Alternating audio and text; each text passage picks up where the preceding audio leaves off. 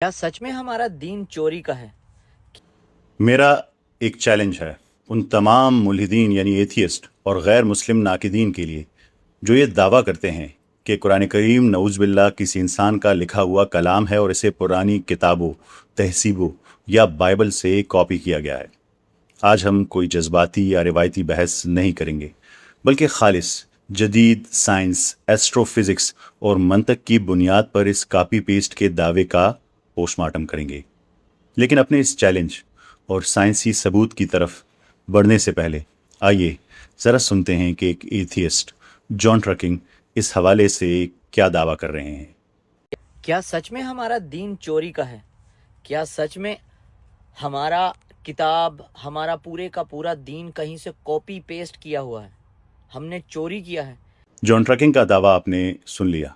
उसका कहना है कि कुरान करीम एक नकल शुदा कॉपीड किताब है नऊज़ बिल्लाह। यानी उनका कहना है कि ये पिछली तहजीबों और किताबों से कॉपी पेस्ट किया गया है। ये एक पुराना दावा है और यूँ तो कुरान मजीद के असल और कलाम इलाही होने के बेशुमार तारीख़ी, लिसानी और साइंसी दलाइल मौजूद है। लेकिन आज मैं इन सब को एक तरफ रखकर जॉन ट्रकिंग के इस कॉपी वाले दावे को सिर्फ एक ठोस सबूत से गलत साबित करूंगा। अगर कुरान करीम वाकई पुरानी किताबों की कॉपी है तो मेरे इस चैलेंज का जवाब ज़रूर दीजिएगा। कुरान मजीद के सूरह तारिक की पहली 3 आयत का जायज़ा लें, जिसका तर्जुमा है और उसमें ज़िक्र किया गया है, कसम है आसमान की और तारिक की, और तुम क्या जानो कि वो तारिक क्या है। वो एक चमकता हुआ सुराख करने वाला सितारा यानी अन्नजमुस साकिब है। यहाँ ज़रा रुकिए और गौर कीजिए।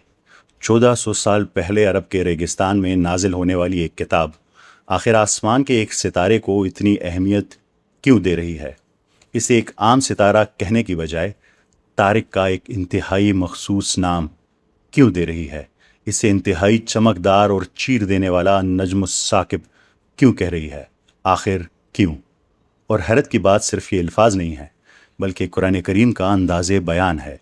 कुरान करीम खुद इंसान की अकल को झंझोड़ता है, उसे सोचने पर मजबूर करता है और पूछता है, और तुम क्या जानो कि वो तारिक क्या है?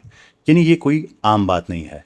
कायनात का खालिक खुद आपको इस राज पर गौर व फिक्र करने की दावत दे रहे हैं कि जाओ और खोज लगाओ कि ये सितारा असल क्या है।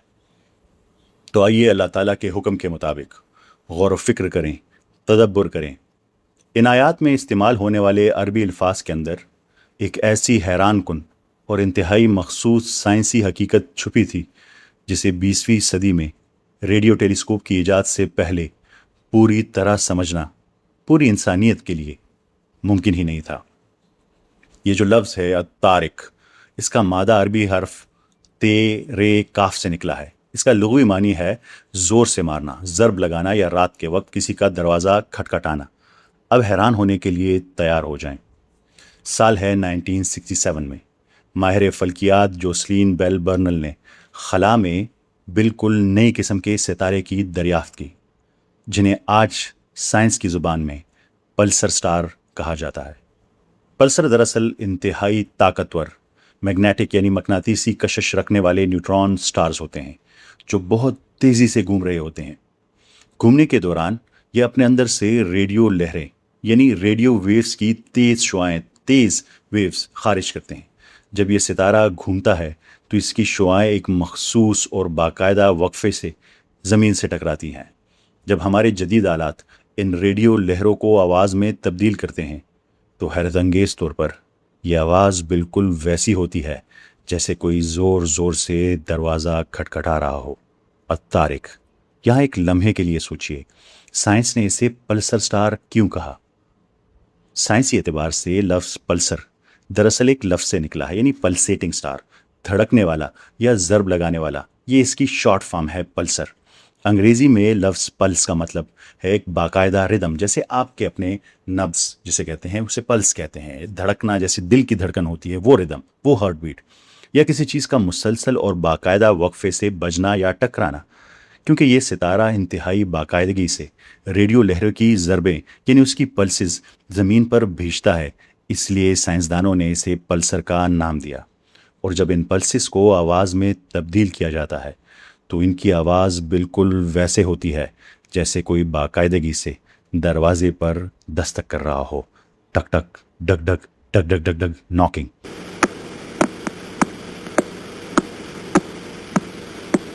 یہاں ایک لمحے کے لیے رکیں اور اپنے ذہن کو اس ناقابل یقین حقیقت پر غور کرنے دیں. یہ بات آپ کی سوچ کو جھنجھوڑ دینے کے لیے کافی ہے. ذرا سوچئے یہ کتنی بڑی حیرت کی بات ہے کہ جس ستارے کو جدید سائنس نے 20ویں صدی کی جدید ترین ٹیکنالوجی مشینز اور ریڈیو ٹیلیسکوپس ایجاد کرنے کے بعد اس کی مسلسل ضربوں کی وجہ سے انگریزی میں پلسیٹنگ سٹار کا نام دیا، پلس کا نام دیا. قرآن مجید آج سے 1400 سال پہلے اسے عربی میں اسی مفہوم کے ساتھ الطارق کہہ کر پکار چکا ہے. دونوں کی ایک جیسی آواز، ڈگ ڈگ ڈگ ڈگ، جس کا لغوی معنی ہے دستک دینے والا اور ضربے لگانے والا ستارہ. بالکل وہی حقیقت اور بالکل وہی نام جو جدید فلکیاتی سائنس نے 1400 سال کے بعد آ کر دریافت کیا. یہ کوئی عام بات نہیں ہے. خدا کے لیے سوچئے 7ویں صدی کے اس دور میں جب کائنات کو دیکھنے یا سننے کا کوئی آلہ تک موجود نہ تھا، تب خلا کی اس گہری تاریکی میں دھڑکتی ضرب لگاتی اور کھٹکھٹاتی ان لہروں کو کس نے محسوس کیا؟ اب مزید حیران ہونے کے لیے تیار ہو جائیں. قرآن کریم صرف کھٹکھٹانے کے ذکر پر نہیں رکتا، صرف طارق کے ذکر پر نہیں رکتا. آیت نمبر 3 واضح کرتی ہے کہ یہ ستارہ کس قسم کا ہے. النجم الثاقب. عربی میں لفظ ثاقب یعنی سے کاف بے کے دو بہت گہرے اور بنیادی معنی ہیں. پہلا معنی ہے انتہائی شدت سے چمکنے والا، اور دوسرا لغوی معنی ہے سوراخ کرنے والا، چیر دینے والا یا ڈرل کرنے والا، یعنی سوراخ کر دینا. یہاں آپ کو ایک لمحے کے لیے رک کر خود سے ایک سوال پوچھنا چاہیے. آخر کیوں قرآن کریم نے ایک ستارے کو بیان کرنے کے لیے اتنے عجیب، اتنے ہیبت ناک اور کائناتی الفاظ کا انتخاب کیوں کیا؟ اسے انتہائی شدت سے چمکنے والا اور زمان و مکان کو چیر دینے والا کیوں کہا؟ ذرا آنکھیں بند کر کے تصور کیجئے آج سے 1400 سال پہلے عرب کے ریگستان میں بیٹھے ان لوگوں پر کیا گزری ہوگی جب انہوں نے پہلی بار کلام الہی سے یہ الفاظ سنے ہوں گے. یہ الفاظ اتنے گہرے اور سائنسی لحاظ سے اتنے پیچیدہ ہیں کہ آج کے اس جدید دور کا عام انسان بھی اسے آسانی سے ہضم نہیں کر سکتا. تو 1400 سال پہلے کے انسان کے لیے تو خلا میں سوراخ کرنے والے ستارے کا تصور ہی انسانی عقل سے یکسر باہر تھا. لیکن آج جب آپ اس کی سائنسی حقیقت سنتے ہیں، جب یہ پوری سائنسی حقیقت کھل کر آپ کے سامنے آتی ہے، تو انسان بے اختیار پکار اٹھتا ہے اللہ اکبر، اور دل بے ساختہ یہ چاہتا ہے کہ اس کائنات کے خالق کی اس بے پناہ عظمت اور علم کے سامنے سیدھا سجدے میں گر جائیں. تو آئیں اور اس کی سائنسی وضاحت کو سمجھیں، خاص کر اس لفظ ثاقب کی. جدید سائنس کے مطابق ثاقب کے دو معنی مکمل طور پر پلسر ستارے پر فٹ بیٹھتے ہیں. پہلا معنی جو ثاقب کا ہے وہ ہے انتہائی چمکدار. آپ کو لگتا ہوگا کہ ہمارا سورج بہت چمکدار ہے، لیکن پلسر ستارے کی چمک کا اندازہ لگانا انسانی عقل سے باہر ہے. اسے یوں سمجھیں کہ اگر ہمارے سورج کی روشنی ایک چھوٹی سی ماچس کی تیلی ہے، تو پلسر ستارہ کسی کرکٹ اسٹیڈیم کی سب سے طاقتور فلڈ لائٹ ہے. مثال کے طور پر کریب پلسر لے لیں. کریب پلسر نامی ستارہ ہمارے سورج سے 75,000 گنا زیادہ چمکدار ہے. یہ ستارہ حجم میں صرف ایک عام شہر جتنا ہے، یعنی سورج سے بہت چھوٹا، لیکن اس کی روشنی ہمارے سورج کو بھی مات دے دیتی ہے. یہ تاریکی کو چیر دینے والا ایک انتہائی چمکدار ثاقب ستارہ ہے. اب دوسرا معنی ثاقب کر لیں جو ہے سوراخ کرنا.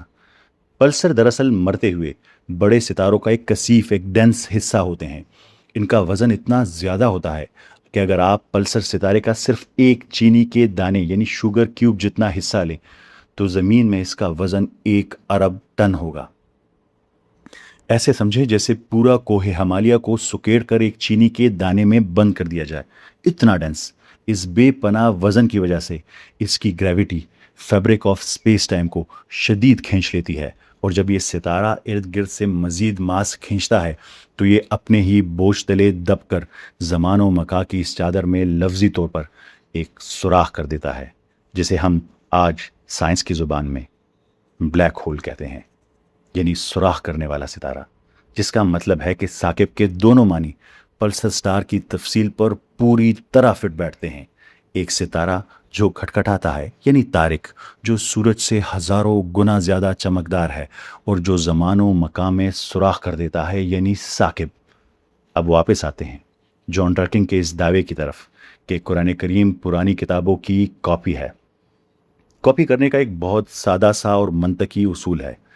آپ صرف وہی چیز کاپی کر سکتے ہیں جو پہلے سے کہیں موجود ہو۔ فرض کریں اگر ایک طالب علم امتحان میں نقل یعنی کاپی کرتا ہے تو اپنے ساتھ بیٹھے طالب علم کے پیپر سے نقل کرے گا، لیکن اگر پوری کلاس کو ہی اس سوال کا جواب نہ آتا ہو تو نقل کیسے کرے گا؟ پھر تو نقل کا کوئی ذریعہ ہی نہیں۔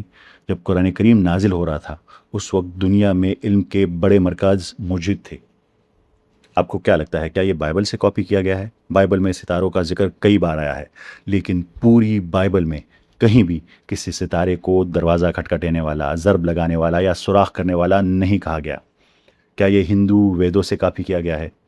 قدیم ہندو فلکیات کے زبردست ماہر تھے، لیکن اس کی کتاب میں بھی کھٹکھٹانے والے ستارے کا یا سوراخ کرنے والے ستارے کا کوئی وجود نہیں۔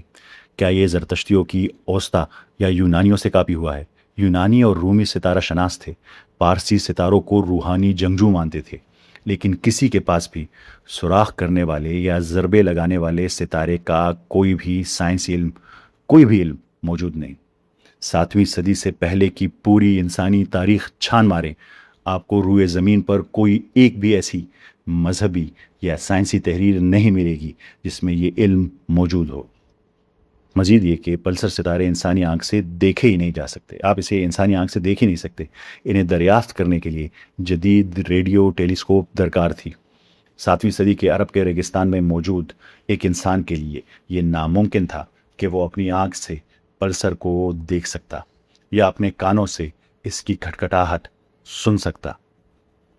جب پوری دنیا رومیوں، ایرانیوں، ہندوستانیوں، یہودیوں اور عیسائیوں کو اس بات کا علم ہی نہیں تھا تو نبی کریم صلی اللہ علیہ وآلہ وسلم نے اس ناممکن اور غائب سائنسی علم کو کس طرح کتاب سے کاپی کر لیا؟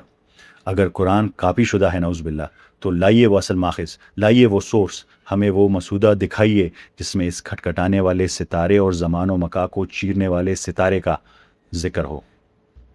اگر آپ کے پاس یہ ثبوت نہیں ہے، اور یقیناً آپ کے پاس کبھی بھی نہیں ہو سکتا، تو آپ کا یہ کاپی پیسٹ کا دعویٰ جھوٹ اور جہالت کے سوا کچھ نہیں ہے۔ آپ کو منطقی طور پر یہ تسلیم کرنا پڑے گا کہ یہ کلام کسی انسان نے دوسری کتابوں سے کاپی نہیں کیا، بلکہ یہ سیدھا اس خالق کی طرف سے نازل ہوا ہے جس نے ان ستاروں اور اس کائنات کو پیدا کیا ہے۔ ثبوت پیش کرنے کی ذمہ داری اب آپ پر ہے کہ بتائیے یہ کہاں سے آیا۔ آپ سب کا بہت شکریہ، ملتے ہیں اگلی قسط میں۔ اللہ حافظ، اور اس قسط کو، اس ویڈیو کو شیئر کرنا مت بھولیے گا کیونکہ یہ آپ کی ذمہ داری ہے۔ اللہ حافظ۔